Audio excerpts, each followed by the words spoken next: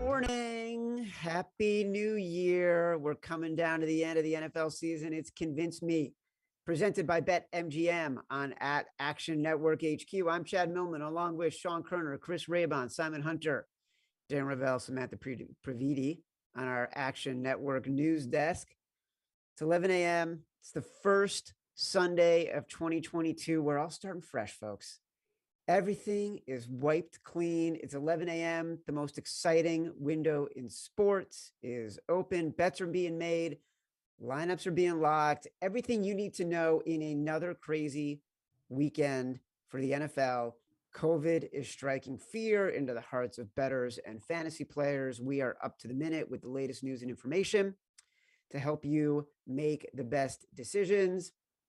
Everything we talk about, all the data, all the analysis, all the picks available for free in the award-winning Action Network app. And don't forget, we got a poll at What Spread on Darren Rovell's Twitter feed, by the way. At What Spread, would you bet the Minnesota Vikings on Sunday Night Football with Sean Mannion at quarterback against the Green Bay Packers? Before we get to all of it, Sean Koerner, let's talk player props, which is very, very hard to keep track of right now with all the news that's going on. Yes, it is. So I'm going with an easy one here. This is one of my favorite props today. It's Ryan Tannehill to go under 227.5 passing yards today against the Dolphins. So, since Derrick Henry was placed on the IR back in week 9, Tannehill's gone under this number in 6 of 7 games. It seems sort of counterintuitive because you think, without Henry, they're going to just throw it more. But they do, rely on Henry to draw the, stack boxes, and, they like to build off that for play action passing. So, Ryan Tannehill has struggled since Henry's been on the IR. And this should be a tougher matchup for him. The Dolphins have generated the most pressure this season, and Tannehill tends to struggle under pressure. His yards per attempt ranks 32nd out of 40 qualified quarterbacks this season. Plus, we should see some sort of like rain, snow mix here, especially in the second half. So I think they're going to lean on the running game here. And I think they still will beat the Dolphins with the conservative game plan, but love Ryan Tannehill to go under 227.5 passing yards today. Yeah, it's a tricky one. If you like the Titans, then automatically you're going to be thinking, do I want to root for Ryan Tannehill under 227.5 passing yards if I really want the Titans to win by more than the field goal that the line is at right now, or the 3.5 that the line may get to again. This is our Sunday Night Football Sean Koerner exclusive contest. If you think you know exactly how many passing yards Ryan Tannehill will have for the Tennessee Titans, reply to at Action Network HQ. You could win $100. Simon Hunter, what do you got? Rare under bet for me, Chad. I am taking Sony Michel under 67.5 rushing yards. He is leading the league right now in the month of December in rushing yards. He's been on fire for this Rams team. I can see already the game plan for this Ravens team.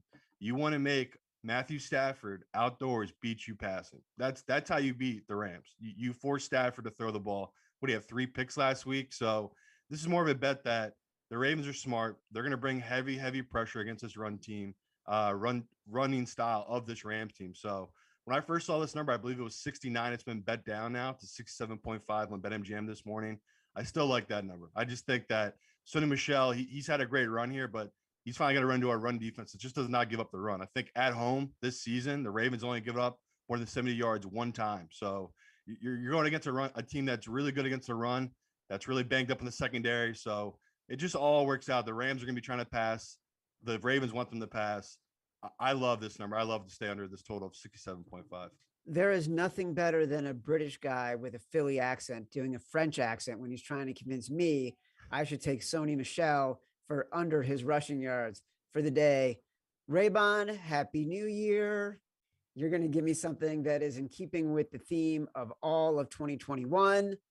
Let's roll. Happy New Year, Chad. Happy New Year, everybody. I think you got to take Jeff Swaim, who is the Titans tight end, by the way, the second tight end, for anyone that doesn't know, because you might not, under 15.5 receiving yards against the Dolphins. Sean kind of laid out the struggles of Ryan Tannehill. Well, Jeff Swaim's been under this number in 10 of 15 games. Miami, the real thing here is Miami plays the third most man coverage in the league. They love to play man coverage. Swaim averages a team low 0.39 yards per route versus man coverage. And what really Miami is doing when they're playing those man coverage looks is they're blitzing a lot. They'll bring 5, 6, sometimes even 7 guys at the quarterback.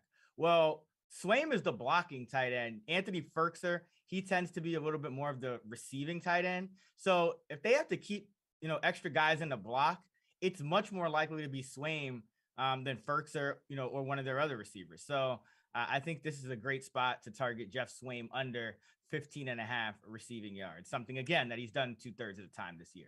I got to hand it to you, Raybon, because you bring Jeff Swaim to the table, but you come with a very specific stat, 0.39 receiving yards against man coverage per reception, Per which route, basically per means route. per route, which basically means he can catch like 50 balls and still be under the 15.5 receiving yards.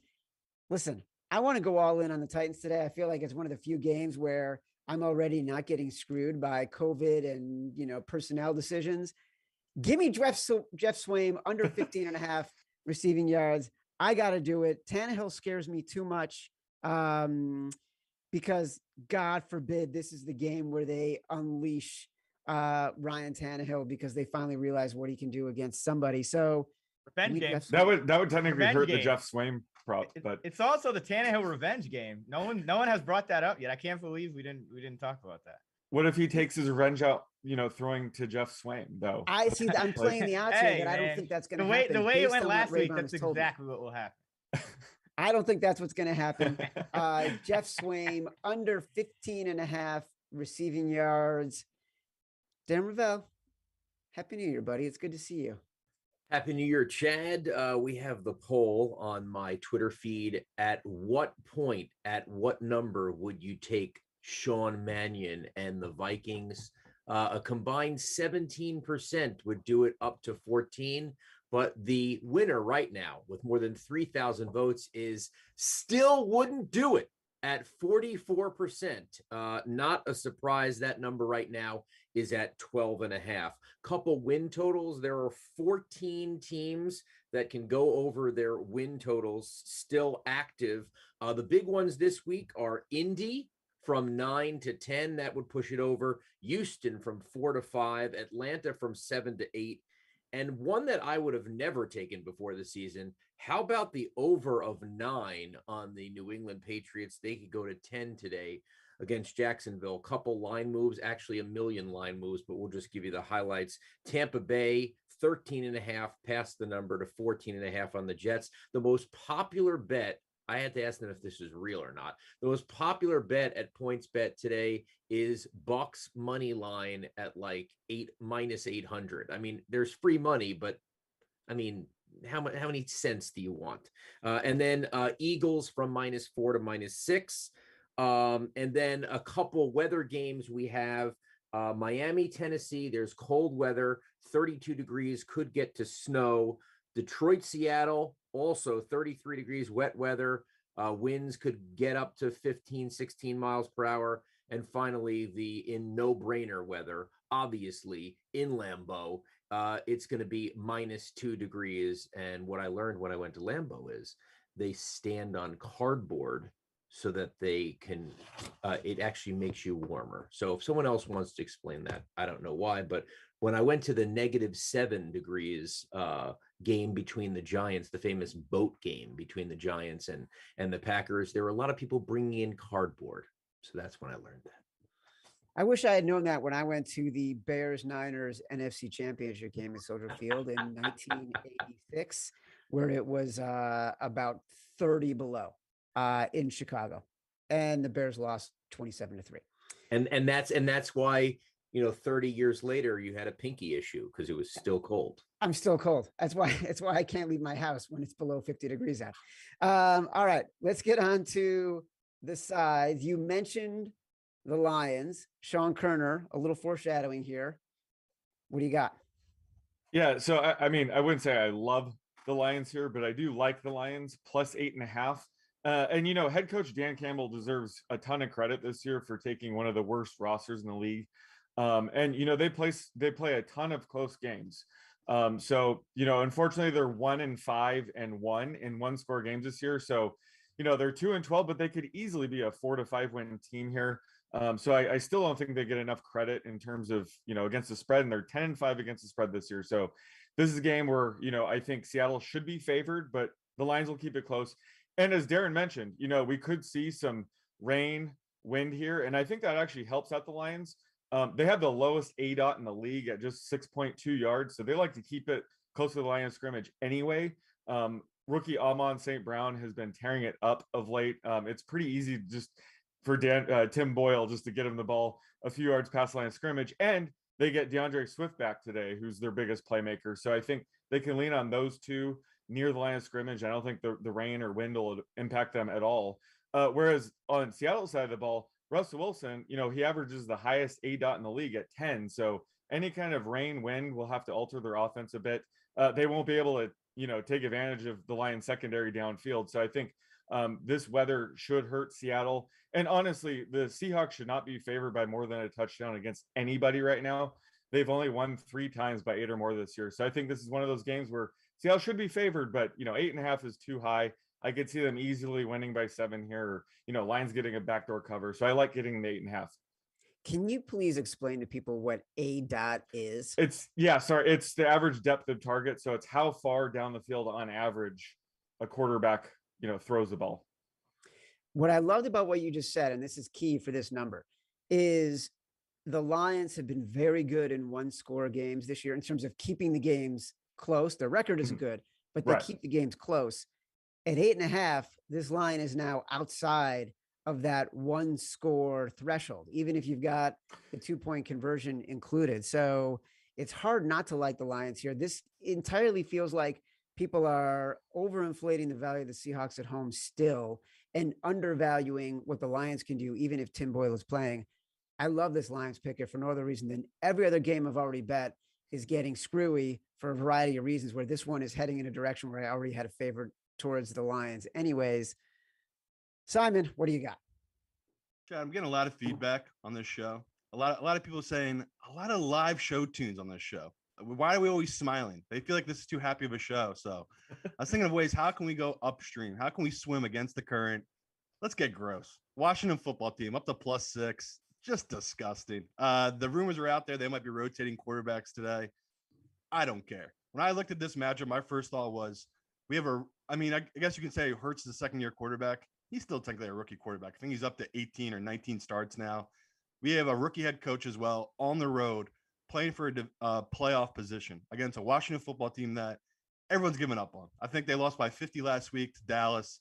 I love it. This to me is such a typical late December divisional bet. I can see the Eagles winning, but I can't see them winning by more than 3. This line stinks. The fact that it's moved up to 6, I'll take those free points. I'll rely on this Washington football defense, and I do think this game's going to be much closer than people realize. I'm seeing right now it's over 90% of the money at certain books is on the Eagles. This just stinks of a trap. So the fact that they're giving you 2 points just off rumors that there might be a rotation at quarterback for Washington, I'll take those free points, and I'll take the 6. Number 1, we do gross stuff on the show every single week. So swimming upstream isn't giving us something gross, and we're smiling because who else is giving out something as gross as what we do and still gets to do it every single week? Nobody. That's why we're smiling. Plus, we like to sing show tunes sometimes. That's cool too. This is an interesting one. I personally have already bet the Washington football team +4. I'll probably have to take another bite at +6, +6.5. It's super ugly, super gross. So many challenging components here, but the signals are, like you said, so much money coming in on the Eagles, so many bets coming in on the Eagles. You almost have to take the Washington football team to counter the public move. Raybon, what do you got? Dad, I'm going with Cincinnati +3.5 against the Chiefs. I think you want to get this quick. It seems to be going down. It started the week 5.5. It's come down to 4, 3.5. Might get to 3, but I love the matchup for Cincinnati at home. They're facing another team, 3rd week in a row. They're facing a team that plays a ton of man coverage. We saw what they did to Baltimore. They were able to cover against Denver as well. Kansas City plays the 5th most man. Cincinnati leads the league in yards per attempt versus man coverage. And then on the other side, they should be getting back linebackers Logan Wilson and Jermaine Pratt. That's big, going up against, the Chiefs passing offense in the middle of the field. Kelsey, Mahomes, and all those guys. So I think that is going to kind of help Cincinnati on defense a lot, keep up here. Then you got Kansas City. I mean, this team, they had these 2 games against the Raiders. The Raiders do not play, those too high zone looks that give the Chiefs trouble, too high, 2 safeties back. They play almost all cover 1 and cover 3. But against everyone else, save for Pittsburgh, Kansas City has struggled at different times in the game. They're 7-14 against the spread as a favorite since the midpoint of 2020. And then you look at Kansas City, they finally supposedly got their offense back on track, but fading teams scoring 30 or more points for 3 straight games in the second half of the season since 2003, 84, 58, and 2 against the spread, 59%. And the reason I say get it before it gets to 3, Cincinnati's lost by more than 3 twice all year. So this team has been in every game. They're a home dog here. I think they have a good chance to win outright, but love them at 3.5. Simon, you and I specifically talked about this on our favorites podcast early in the week, and we loved Kansas City. We were completely on the opposite side of Raybon. Give me a counter to what Raybon is saying. I mean, Raybon, what would you make the line if the Bengals were playing an Arrowhead right now? Like, this is a playoff game. What would you make this line? An Arrowhead, I'd probably make it +6. Right. So it's like, to me, I just feel like they're just an overinflated Cincinnati Bengals love. They're not ready. I look at this team and I say they have the pieces. They're just too young. The coaching mismatch as well. Like, I just can't get over Andy Reid. If you're giving me 3 points as well as the Chiefs, this might be one of my bigger bets of the year. So I'm hoping it doesn't go to 3 because then I won't be able to help myself bet a ton of money on this. But it just stinks. It feels like we're crowning the Bengals where, yeah, they beat up a crappy AFC North. Who, if you go through who they really beaten, it's just not one of these teams I can back yet. I'll wait and see. If I lose money today on the Bengals because they've taken that next step, so be it. I just don't think they have. I still see them as, a top 5, top 6 team. I just don't put them in the same category as the Bills, the Colts, Tennessee. I don't see them as that kind of team yet. If you're taking a top 6 team and getting more than a field goal at home, though, like, that's what else do you want? I won 7. If this was 7, I would take the Bengals, but it's been bet way down, way too much. You've lost all the value, in my opinion. So again, I don't hate it. Like, the Bengals are a good team. I'm not going to knock you for it. Just, to me, I need them to prove it before I bet on it. All right. So I like the Chiefs in this spot anyways. And now that it's down to 5, now that it's down to 3.5, I'm just going to keep waiting, hoping that it gets to 3 so I can take another bite of the apple on the Chiefs at -3. Look, I love the Lions. Like Koerner has talked about it. The football team is a little bit of a risky bet, even at 6, even though it's definitely the right side to take.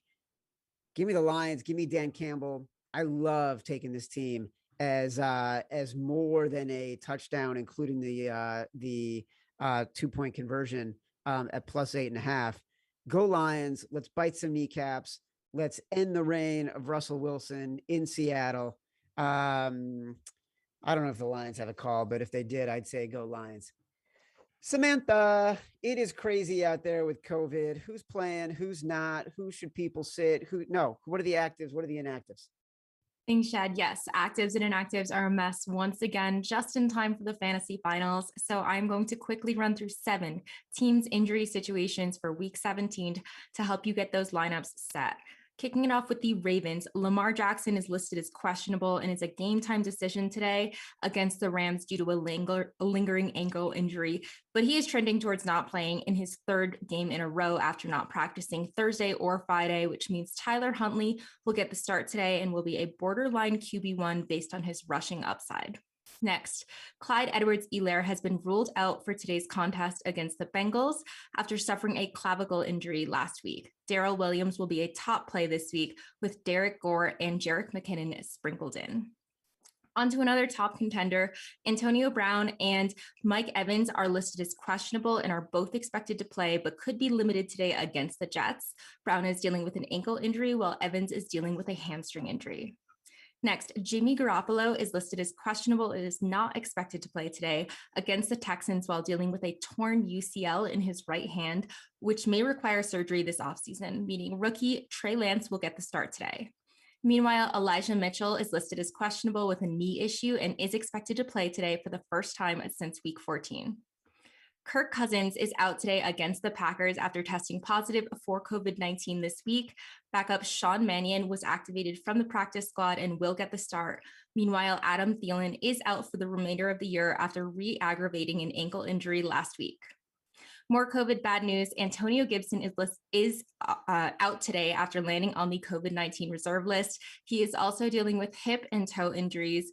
Rookie undrafted free agent Jarrett Patterson will get the start today, backed up by journeyman Jonathan Williams. And then finally, Jerry Jeudy is out today against the Chargers after landing on the COVID-19 reserve list as well.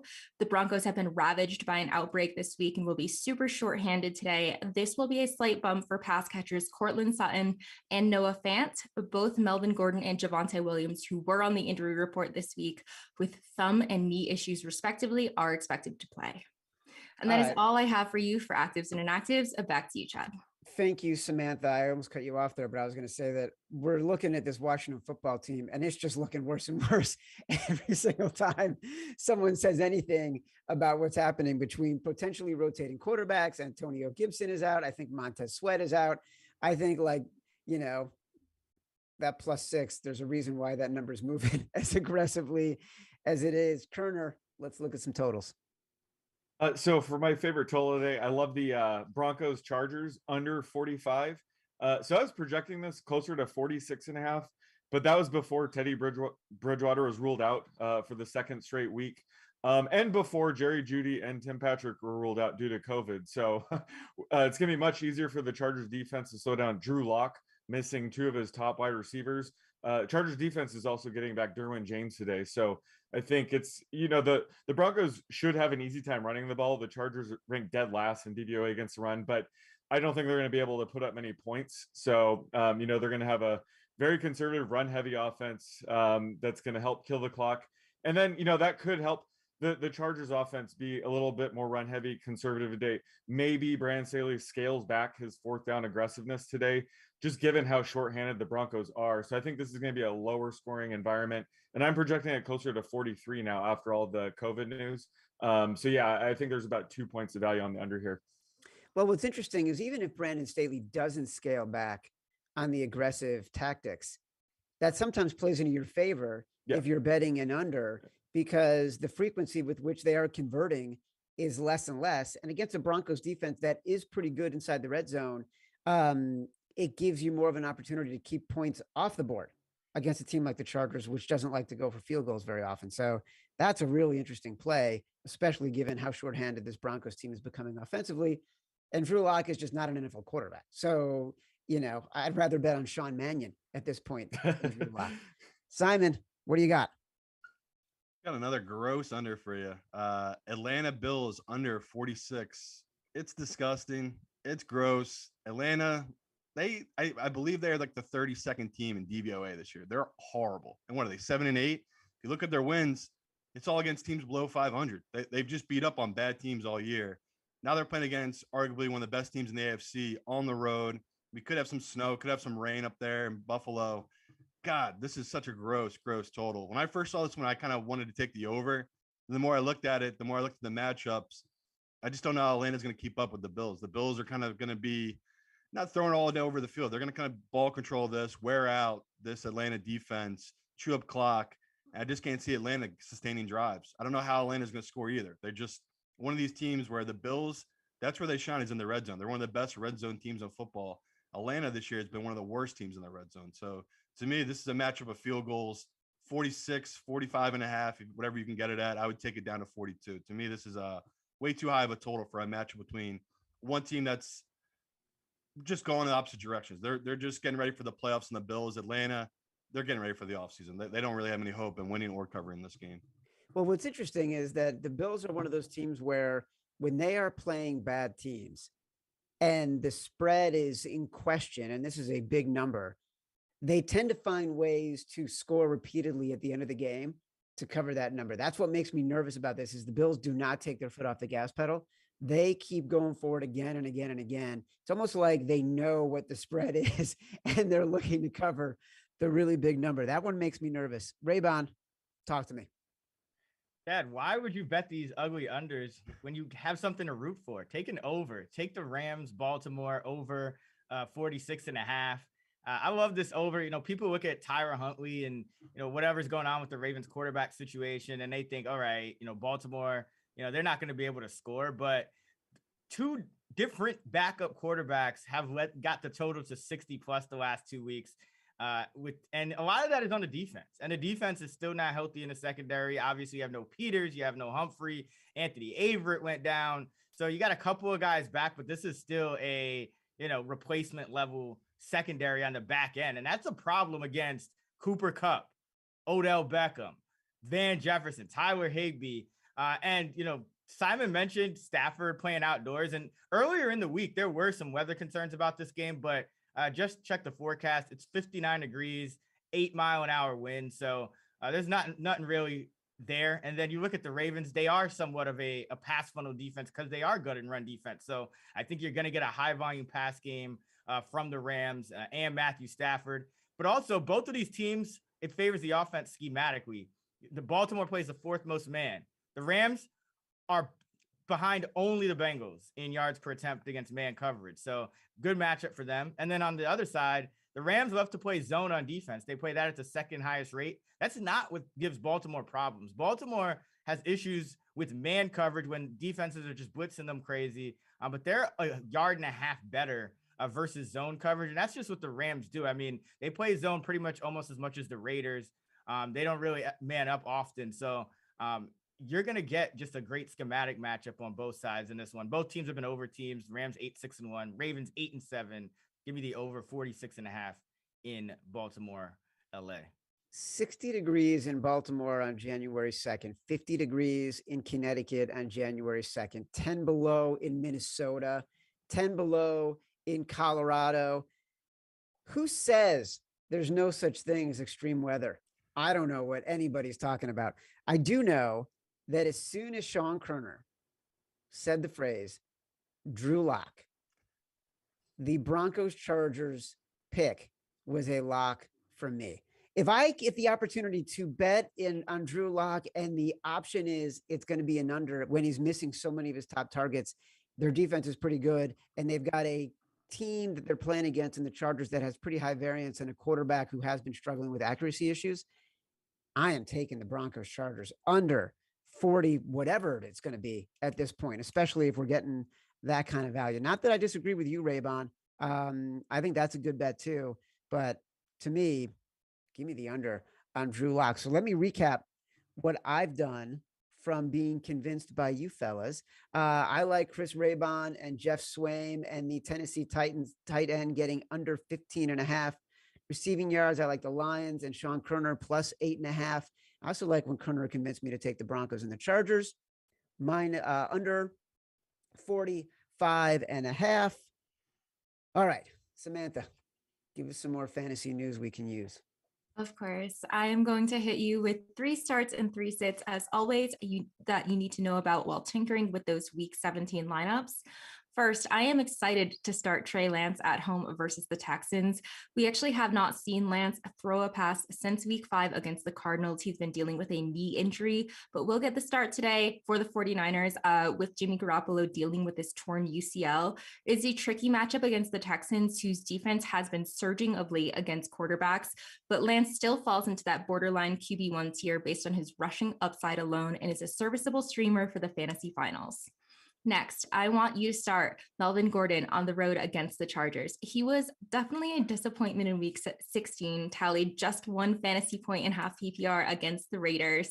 However, he still split carries, still split snaps with Javonte Williams and remains a major part of this offense. I expect both guys to feast on the Chargers, who were just torched for 2 touchdowns from Rex Burkhead, and that defense ranks bottom 3 against fantasy running backs this year. And third, Amon-Ra St. Brown is a must start on the road today against Seattle. St. Brown has definitely been turning heads lately. He's coming off of a career game against Atlanta. Over the last 4 games, he scored 3 times and is the wide receiver 4.5 PPR. His production stems from his really high target volume, which has increased since the team lost TJ Hawkinson for the season. The rookie has seen at least 11 targets in each of the last 4 games. He's a top play this week, even against Seattle, whose defense has been pretty tough against wide receivers. Moving on to sits, first, I am out on D'Onta Foreman at home against the Dolphins. Foreman did find the end zone in week 16, but ended up with fewer rushing yards than both Jeremy McNichols and Dontrell Hilliard, and was outsnapped by McNichols. This running back committee just really scares me, as all 3 are underwhelming options in this brutal week 17 matchup against the Dolphins. Miami is allowing the 4th fewest fantasy points to running backs this year and has not allowed 11 or more fantasy points to a running back since Cordero Patterson in week 7. Second, I am tossing Terry McLaurin back on the bench at home against the Eagles. He has been one of the more disappointing fantasy names this year. He was drafted as a fringe wide receiver 1, but has not scored double-digit fantasy points since week 11. Thus far, he is the wide receiver 33 on a per game basis. He has a very highly unfavorable matchup this week on the slate against the Eagles, who rank top 2 against fantasy wide receivers and have only allowed 1 touchdown to a receiver since week 13. And then last, I want you to sit Mike Gesicki on the road against the Titans. He has not delivered a start-worthy performance since week 7 against the Falcons. Since week 8, he has tied in 31 on a half PPR on a per game basis, averaging under 6 fantasy points.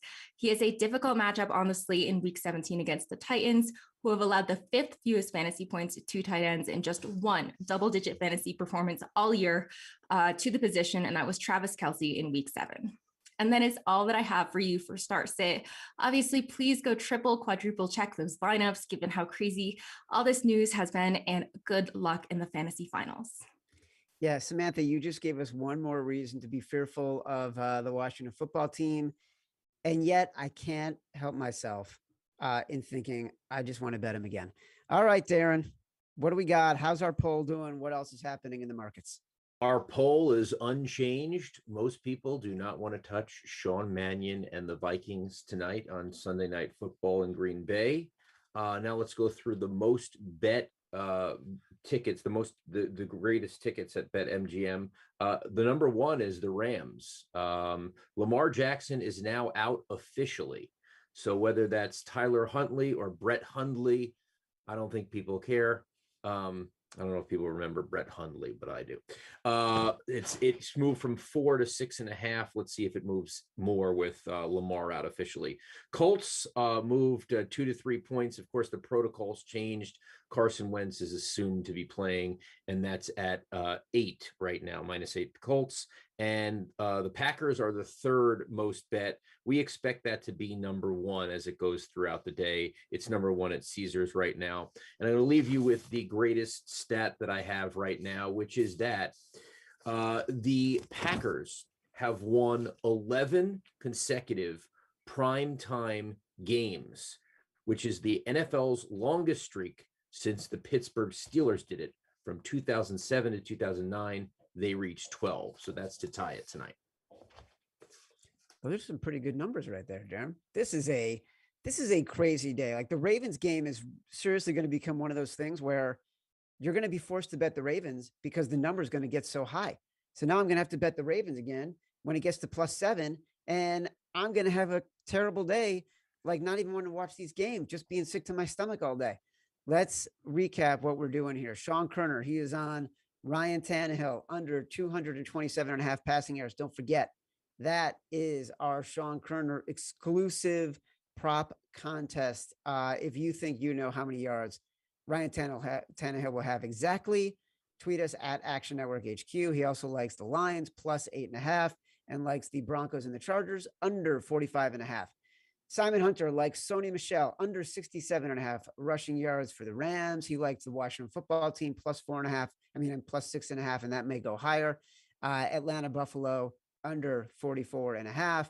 Chris Raybon is asking us to bet the under Jeff Swaim Titans tight end 15.5 receiving yards. We will do it. Cincinnati plus 3.5, if you can still get it, against the Chiefs, and the Los Angeles Rams, Baltimore Ravens over 46.5. This has been Convince Me, presented by BetMGM. I am Chad Millman. For Chris Raybon, Sean Koerner, Simon Hunter, Darren Rovell, Samantha Previte. Good luck on a wacky day, folks. Happy New Year.